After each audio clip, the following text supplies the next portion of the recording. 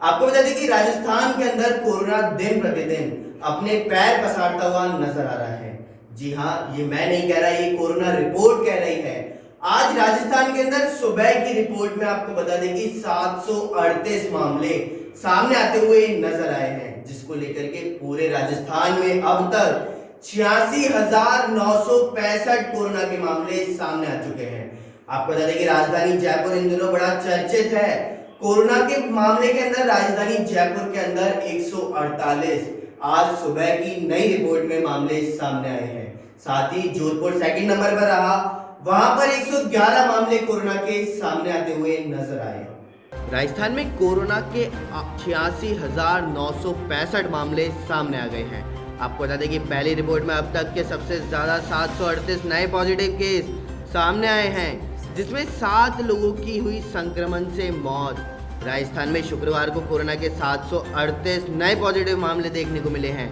इनमें जयपुर में 148, जोधपुर में 111, कोटा में 107, अजमेर में 37, अलवर और बांसवाड़ा में 31, बीकानेर में 30, झालावाड़ में 25, पाली, झुंझुनू और बारां के अंदर 22, सवाई माधोपुर में 19, राजसमंद में 17, प्रतापगढ़ में 14, सीकर और चूरू में 13, बूंदी में 12, चित्तौड़गढ़ में 11, नागौर में 10, भरतपुर और बाड़मेर में 8, सिरोही, गंगानगर और भीलवाड़ा में 6, टोंक में 5, उदयपुर में 4 संक्रमित सामने आए हैं, जिसके बाद कुल पॉजिटिव का आंकड़ा 86,965 पहुंच गया है। आपको बता दें कि 7 लोगों की मौत भी हो गई। इनमें जयपुर में 2, अजमेर, बीकानेर, चित्तौड़गढ़, झालावाड़ और सिरोही में 1 की मौत सामने आई है। वहीं बूंदी जिले के केशवापाटन थाने में सीआई सहित 10 जने पॉजिटिव पाए गए हैं। साथ ही कोर्ट में एक कर्मचारी भी संक्रमित पाया गया, जिसके बाद परिसर में सैनिटाइज करने की व्यवस्था जारी है। इस वक्त की बड़ी खबर जो आ रही है सिकराय से, ओपन बोर्ड की परीक्षा आयोजित कराना नहीं पड़ जाए भारी। आपको बता दें कि परीक्षा के दौरान नहीं रखा जा रहा सोशल डिस्टेंसिंग का ध्यान। परीक्षा पूर्व नहीं की गई विद्यार्थियों की स्कैनिंग, जबकि होनी थी विद्यार्थियों की स्कैनिंग। आपको बता दें कि विद्यालय की सूचना के बावजूद भी नहीं पहुंची चिकित्सा विभाग की टीम। विद्यालय के गेट के बाहर अभिभावक भी हो रहे हैं इकट्ठे। आपको बता दें क्या मजबूरी जो नहीं कर पाए विद्यार्थियों की स्कैनिंग, जबकि क्षेत्र में लगातार बढ़ता जा रहा है कोरोना का ग्राफ। आपको बता दें कि राजधानी जयपुर के अंदर मुख्यमंत्री अशोक गहलोत ने राजस्थान में कोरोना महामारी को देखते हुए सभी मंत्रियों और अफसरों की विदेशी यात्राओं पर रोक लगा दी है। साथ ही उनके खर्चों को लॉकडाउन कर दिया गया। साथ ही नए वाहनों की खरीद पर भी रोक लगा दी गई है। आपको बता दें कि यह सब इसलिए किया गया क्योंकि बिगड़ती हुई अर्थव्यवस्था को देखते हुए मुख्यमंत्री अशोक गहलोत को यह कदम उठाना पड़ा। राजस्थान में मंत्री और अफसरों की विदेशी यात्राएं लॉक कर दी गई, साथ ही खर्चे भी लॉकडाउन। सीएम गहलोत ने नए वाहनों की खरीद भी रोकी है। गिरती अर्थव्यवस्था और बढ़ते कोरोना को देखते हुए राजस्थान में मंत्री और अफसरों की विदेश यात्राओं पर पूरी तरह से पाबंदी लगा दी गई। सीएम अशोक गहलोत ने गुरुवार को इसका ऐलान किया है। इसके अलावा मंत्री और अफसर अब देश में भी बिजनेस की जगह इकोनॉमी क्लास में ही हवाई यात्रा कर सकेंगे। साथ ही नए वाहनों की खरीद पर भी पाबंदी लगा दी गई है। सर्कुलर के अनुसार 2020-21 कार्यालय व्यय, यात्रा व्यय, कंप्यूटर अनुरक्षण, स्टेशनरी, मुद्रण व लेखन, प्रकाशन, पुस्तकालय तथा पत्र पत्रिकाओं पर व्यय होने वाली 70% रकम की कटौती की जाएगी। यही नहीं, राजकीय भोज पर भी प्रतिबंध रहेगा। सभी तरह की प्रदर्शनी व सेमिनार ऑनलाइन होंगी। राज्य निजी से कोई नया कार्यालय खोलने की मंजूरी नहीं दी जाएगी। सीएम गहलोत ने ये कदम कोरोना से निपटने व प्रभावित वर्ग को सहायता देने के लिए उठाया है। इस वक्त की बड़ी खबर जो आ रही है चोटन से, बाइक से नीचे गिरने से युवक हुआ गंभीर रूप से घायल। गंभीर घायल युवक को ग्रामीणों ने पहुंचाया चोटन सीएचसी। आपको बता दें कि प्राथमिक उपचार के बाद युवक को किया 108 के माध्यम से जिला मुख्यालय रेफर। युवक बताया जा रहा है पेरो गांव निवासी। आपको बता दें कि चोटन क्षेत्र के सेनाऊ गांव सड़क की घटना। आपको नदी की 12 जिले के अंदर टेंट लाइट और अन्य व्यापारियों ने डीजे वालों समेत उपखंड अधिकारी को प्रधानमंत्री के नाम ज्ञापन दिया।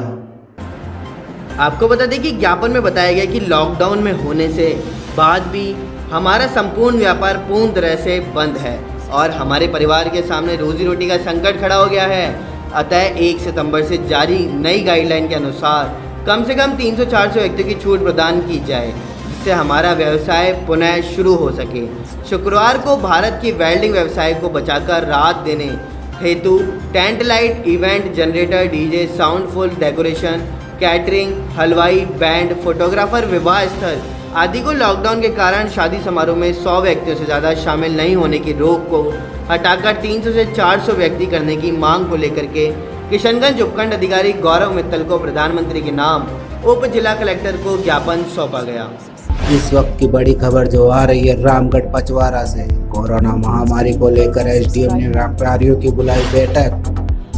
जी आप सही सुन रहे हैं, कोरोना महामारी को लेकर एसडीएम ने व्यापारियों की बुलाई है बैठक। साथ ही आपको बता दें कि व्यापारियों ने एसडीएम के फैसले पर सहमति जताई है। रामगढ़ पचवारा के बाजार अब शाम 5 बजे तक रहेंगे खुले। आपको बता दें कि कोरोना संक्रमण की रोकथाम के लिए एसडीएम ने उठाया कदम। एसडीएम ने दुकानदारों को सोशल डिस्टेंसिंग की पालना के लिए निर्देश। आपको बता दें कि ग्राहकों के लिए दुकानदार साबुन और सैनिटाइजर की रखे व्यवस्था। आपको बता दें कि नियमों के उल्लंघन करने वालों के खिलाफ की जाएगी सख्त कार्रवाई। आपको बता दूं कि भरतपुर के डीग में आपको बता दें कि राजकीय रेफरल चिकित्सालय के अंदर सही प्रकार से चिकित्सा व्यवस्था नहीं चल रही थी, जिसके कारण चिकित्सा अधिकारी ने कल वहां जाकर के जायजा लिया। डीग कस्बे के राजकीय रेफरल चिकित्सालय में प्रसूताओं से बच्चे के जन्म पर मिठाई के नाम पर की जा रही है अवैध वसूली की जांच के मामले में जिला मुख्य चिकित्सा अधिकारी डॉक्टर कप्तान सिंह डीग चिकित्सालय पहुंचे, जहां उनके अकस्मात पहुंचने पर चिकित्सकों व कर्मचारियों में हड़कंप देखने को मिला है। इस दौरान सीएमएचओ कप्तान सिंह ने अस्पताल की व्यवस्थाओं का जायजा लेते हुए उक्त मामलों में स्टाफ, नर्स व चिकित्सकों से जानकारी ली है। वहीं सीएमएचओ डॉक्टर कप्तान सिंह ने बताया कि विगत 2 दिन पूर्व प्रसूताओं से लेबर रूम में अवैध वसूली का मामला सामने आया है, जिसके संदर्भ में बीसीएमओ सहित चिकित्सा प्रभारी, स्टाफ व लेबर रूम प्रभारी से उक्त मामले में जानकारी ली जा रही है। उन्होंने कहा कि चिकित्सालय में प्रसूता महिलाओं से अवैध वसूली का मामला सही पाया गया तो संलिप्त दोषियों के विरुद्ध अनुशासनात्मक कार्यवाही भी की जाएगी। इसके साथ ही सीएमएचओ डॉक्टर कप्तान सिंह ने अस्पताल परिसर में गंदगी को देखकर नाराजगी जताई और व्यवस्थाओं को दुरुस्त करने की आवश्यकता के दिशा निर्देश भी दिए। अभी एक वीडियो वायरल हुई थी अपने टीएसटी के लेबर रूम की, तो उस संदर्भ में और यहाँ पर जो भी समस्याएं हैं उनको किस प्रकार से हम सुधार कर इसमें बेहतर प्रबंधन कर सकें, उस संदर्भ में मैं आया हूँ। और मैंने यहाँ पर बीसीएमओ साहब और इंचार्ज महोदय और अन्य चिकित्सक हैं, लेबर रूम में भी इंचार्ज हैं, उनको बैठा के मैं बातचीत कर रहा हूँ। और अगर लेबर रूम में इस तरह का कुछ है तो नियम अनुसार संबंधित के खिलाफ कार्रवाई की जाएगी। और अगर कोई ऐसा लगता है कि और सुधार की ज़रूरत है तो हम उसमें और सुधार करेंगे। दौसा जिले के सिकराई के अंदर मीना पट्टी में जमा है सड़क का पानी। आपको बता दें कि सड़क का पानी मीना पट्टी के अंदर जमा है।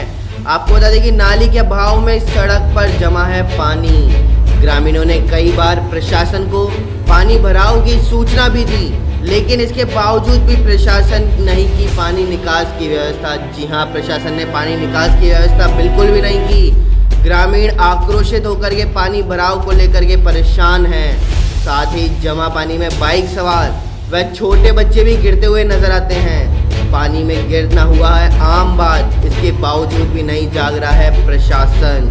साथ ही आक्रोशित ग्रामीणों ने प्रदर्शन कर पानी निकासी की मांग भी की है। जी हां, आक्रोशित ग्रामीणों ने प्रदर्शन करके पानी निकासी की मांग की है। साथ ही जल्द नहीं होगी पानी निकास की तो होगा आंदोलन। आपको बता दें कि पानी निकास जल्द नहीं किया गया तो आंदोलन भी किया जा सकता है। आपको बता दें कि दौसा जिले के अंदर किसानों ने 30वें दिन भी अपना धरना प्रदर्शन जारी रखा है। साथ ही किसानों ने उचित मुआवजे की मांग को लेकर के एसडीएम को ज्ञापन दिया। आइए आपको बताते हैं किसानों की क्या क्या मांगे हैं। दौसा जिले के उपखंड मुख्यालय रामगढ़ पचवारा में भारत भूमि बचाओ संघर्ष कमेटी के बैनर तले गुरुवार को आधा दर्जन गांवों के किसान जमीन आवंटी मामले को लेकर के एसडीएम रामगढ़ पचवारा को ज्ञापन दिया है। ज्ञापन के दौरान भारतमाला परियोजना Delhi Mumbai express highway 148 N में किसानों की अधिग्रहण की गई जमीन का उचित मुआवजा नहीं मिलने के कारण बीते 30 दिनों से किसान भारत भूमि बचाओ संघर्ष कमेटी के बैनर तले अनिश्चितकालीन धरने पर जारी है। आपको बता दें कि किसानों की क्या क्या मांगे हैं। किसानों ने भूमि अधिग्रहण 2013 कानून के तहत बाजार भाव से 4 गुना मुआवजा दिए जाए, लेकिन आपने जो अवार्ड में किसानों को डीएलसी दर का 1.25% गुना मुआवजा दिया जा रहा है, यह किसानों के साथ मुआवजे में धांधली की गई है। दूसरी उनकी यह है कि आपके द्वारा जो अवार्ड जारी किया गया है उसमें 0 से 10 किलोमीटर तक जिन गाँवों को शहरी क्षेत्र में माना गया है उन गाँवों को शहरी क्षेत्र के हिसाब से ही मुआवजा दिया जाए, लेकिन आपके अधिकारियों द्वारा इन गाँवों को शहरी के क्षेत्र तो मानना नहीं, लेकिन डीएलसी दर गाँव की मानकर उनको मुआवजा दिया जा रहा है। तीसरी शर्त उनकी यह है कि पुलिस एवं प्रशासन के द्वारा किसानों की ज़मीन पर बलपूर्वक कब्जा नहीं किया जाए और किसानों को मानसिक तनाव में ही नहीं दिया जाए। भारत भूमि बचाओ संघर्ष कमेटी के राष्ट्रीय अध्यक्ष चौधरी रमेश दलाल की भारत सरकार से वार्ता भी चल रही है। जब तक राष्ट्रीय अध्यक्ष की वार्ता पूरी नहीं हो, जब तक किसानों के ऊपर दबाव नहीं दिया जाए। चौथा, आपको बता दें कि श्रीमान से निवेदन है कि जब तक भूमि अधिग्रहण 2013 कानून के तहत बाजार भाव का 4 गुना मुआवजा नहीं दिया जाएगा, जब तक किसान किसी भी सूरत में ज़मीन पर कब्जा नहीं देगा, चाहे आप प्रशासन का दबाव दो या कुछ और करो। अगर किसानों के ऊपर ऐसे दबाव दिए गए तो मानसिक तनाव दिया गया तो इसके जिम्मेदार आप स्वयं होंगे। इस दौरान भारत भूमि बचाओ संघर्ष कमेटी के जिला अध्यक्ष हनुमान सिंह, जिला उपाध्यक्ष ब्रजमोहन शर्मा अरनिया, भरत लाल मीणा, रामराज मुंडिया, पप्पू लाल मीणा सहित दर्जनों किसान मौजूद रहे। दौसा जिले के उपखंड रामगढ़ पचवारा से बड़ी खबर सामने आ रही है। आपको बता दें कि रामगढ़ पचवारा की ग्राम पंचायत कलावास के अंदर प्रजातंत्र में प्रशासन लोगों से करवा रहा है खिलवाड़। जी हाँ, आपको बता दें कि गंदगी के बीच लोग जीने को मजबूर होते हुए नजर आ रहे हैं। साथ ही ग्राम पंचायत की सफाई व्यवस्था चौपट होती हुई भी नजर आई है। आपको बता दें कि प्रशासन की अनदेखी के चलते राहगीर परेशान बने हुए हैं। साथ ही मार्ग में गंदगी के टीले दे रहे हैं सड़ांध। जी हाँ, मार्ग में गंदगी के टीले भी सड़ांध दे रहे हैं। साथ ही आपको बता दें कि ग्राम पंचायत कलावासगढ़ चौक का आप देख रहे हैं नज़ारा। जी हाँ, ये नज़ारा ग्राम पंचायत कलावासगढ़ चौक का है। आपको बता दें कि प्रजातंत्र में प्रशासन किस तरह बना है लोगों की बैरी। साथ ही कीचड़ युक्त गंदगी के बीच से गुजर रहे हैं लोग। आपको बता दें कि पानी का भराव दे रहा है नई नई बीमारियों को जन्म, जिससे फिर भी तमाशा बनकर प्रशासन देख रहा है खेल। आपको बता दें कि तमाशा बनकर प्रशासन खेल देखता हुआ नजर आ रहा है। साथ ही स्वच्छ भारत की धज्जियां भी प्रशासन पर लगा रही हैं कलंक। आपको बता दें कि उपखंड का प्रशासन स्वच्छता के प्रति नकारा होता हुआ नजर आया। आपको बता दें कि दौसा जिले के अंदर 31वें दिन भी किसानों का धरना प्रदर्शन जारी रहा। किसानों का धरना प्रदर्शन 31वें दिन भी जारी रहा। दौसा जिले की लालसोट मुख्यालय व रामगढ़ पचवारा मुख्यालय पर किसानों के धरने को आज 31 दिन पूर्ण हो गए, पर किसानों ने बताया कि उचित मुआवजे को लेकर के किसान अपनी अंतिम सांस तक सरकार से लड़ाई लड़ता रहेगा। दिल्ली मुंबई एक्सप्रेस हाईवे 148 अधिग्रहण की गई किसानों की जमीन का उचित मुआवजा नहीं मिल जाता, तब तक किसान अनिश्चितकालीन धरने पर बैठा रहेगा। लालसोट तहसील के गांव बाढ़, मुंडिया, रामपुरा, देवली, अजबपुरा, बड़कापाड़ा, निर्जना सहित उपखंड मुख्यालय रामगढ़ पचवारा के गांव बिडौली, निजामपुरा, अड़निया कला, डूंगरपुर, राहुवास में लगातार आज किसान 31वें दिन भी धरने पर बैठे रहे। किसानों ने बताया कि भारत भूमि बचाओ संघर्ष कमेटी के राष्ट्रीय अध्यक्ष चौधरी रमेश दलाल की मंगलवार और बुधवार को भारत सरकार से वार्ता भी हुई है। इस दौरान सरकार ने मुआवजे में धांधली होना भी स्वीकार किया।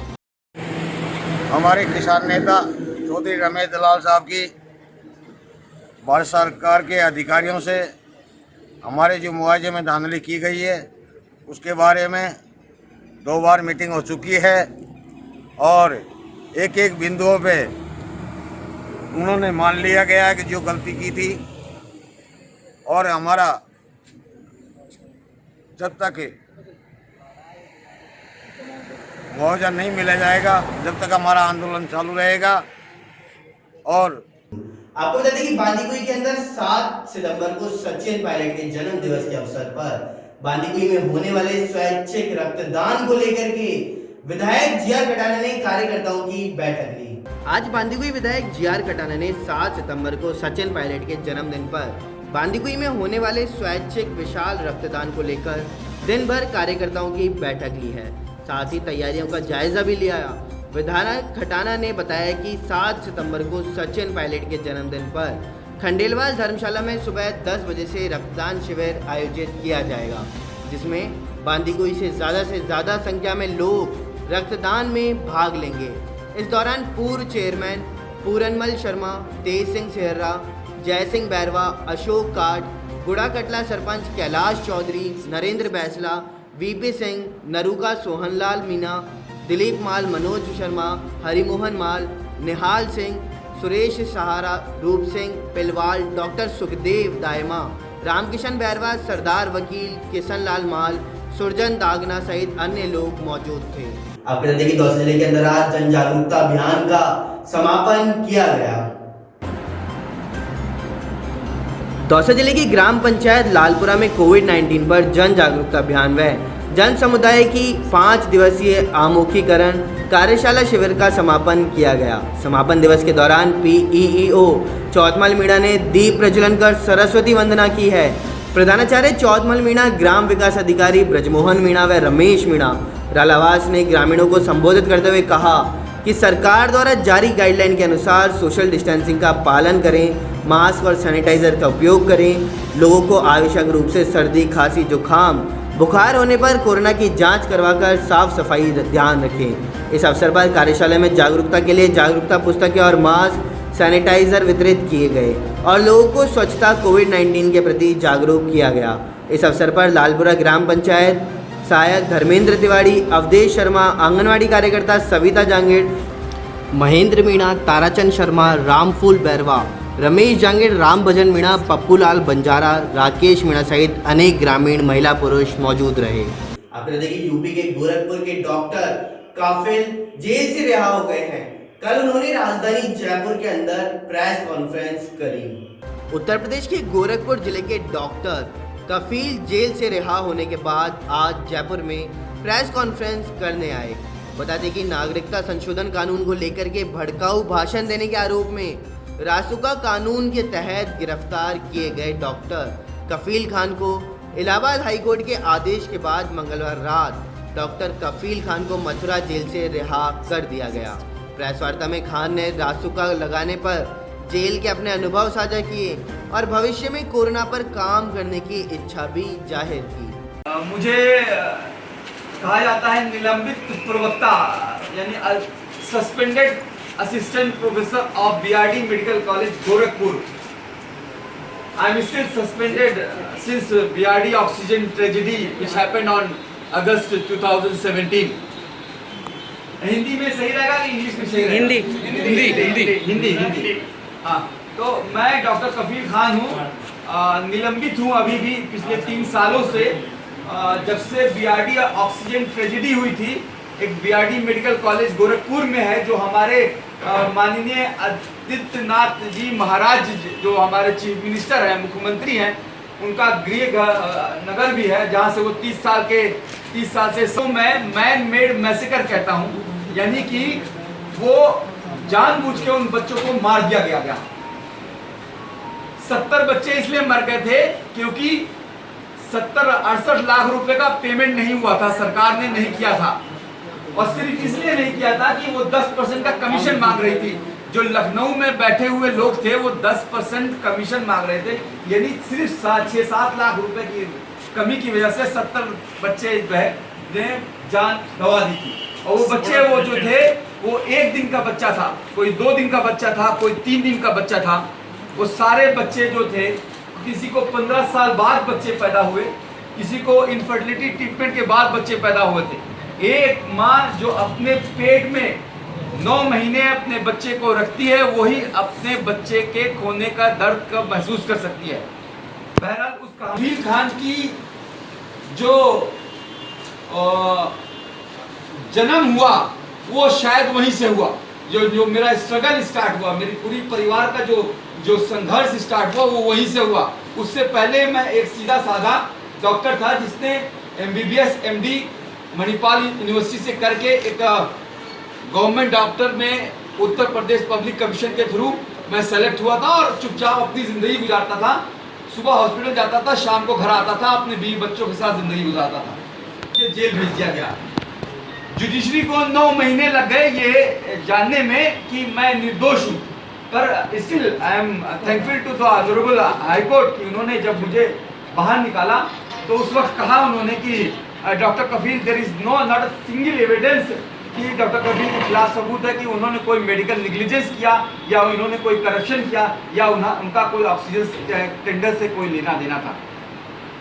इसके बाद भी सरकार को संतोष नहीं हुआ तो उन्होंने एक इंटरनल इंक्वायरी बैठाई जो कि अक्टूबर-नवंबर में जिसकी रिपोर्ट आ गई, बहुत से बच्चों की जान बचाई। पर वो उस इंक्वायरी रिपोर्ट में ये कहना भूल गए कि क्यों ऑक्सीजन की कमी हुई थी। इसीलिए जब भी मैं जहां भी जाता हूं तो ये क्वेश्चन मैं पूछता हूं कि अगर हाई कोर्ट ये कहता है कि doctor Kafeel is not a murderer, अगर आपकी इंटरनल इंक्वायरी रिपोर्ट कहती है कि doctor Kafeel is not a murderer, तो कोई कल्प्रिट है, real culprit, who is the real culprit, यही क्वेश्चन पूछता हूं। और यही क्वेश्चन शायद हमारे आदरणीय मुख्यमंत्री को खटकता है। वहां पे मैं फैक्ट फाइंडिंग टीम के साथ गया था, वहां पे भी प्रेस कॉन्फ्रेंस करने से पहले ही सरकार ने मुझे जेल में भेज दिया। 2 महीना जेल में रहा और जेल से बाहर आया। और फिर ये एक मौका शायद खोजते रहे कि कैसे अब इसको रोका जाए, इस डॉक्टर कफील को क्यों कैसे रोका जाए इस क्वेश्चन पूछने से या जो भी हो।